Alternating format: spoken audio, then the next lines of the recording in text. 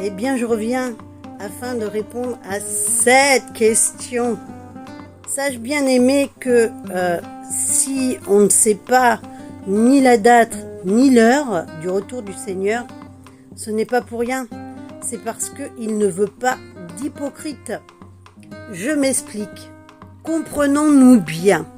Imaginons, bien aimé, que si les gens connaissaient la date et l'heure du retour de l'avènement de Jésus-Christ, eh bien, ils s'adonneraient à toutes les pires choses en péché qu'on ne pourrait pas imaginer.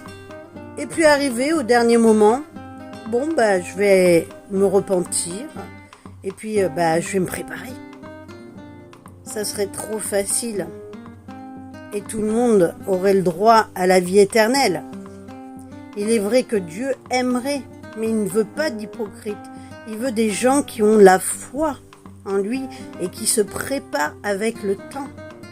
Dans la prière, la louange, la lecture de la Sainte Parole, et aussi d'aimer son prochain, aider son prochain et de le réveiller. Parce que nous sommes dans ce temps où il faut réveiller son peuple, le peuple de Dieu, oui. Et pour ce qui est des signes, eh bien, ils sont apparents dans nos jours. Chaque jour, oui, on a des signes beaucoup plus fréquents qu'il y a 10 ans, qui prouvent vraiment l'arrivée de l'avènement de notre Seigneur Jésus-Christ. Et la puce RFID qui est écrit dans Apocalypse 13, versets 15 à 18. Lis ce passage. La puce est là, elle arrive, comme la bête de l'événement, comme disait Macron.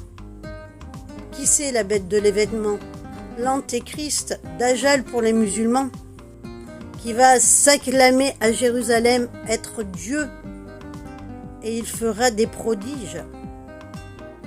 Et sa venue à l'Antéchrist est bien parmi nous. Nous sommes dans ce temps où il y a la puce qui est en train de se préparer. Le vaccin fraye le chemin de la puce RFID, ADN, démon. Il y a les signes climatiques aussi.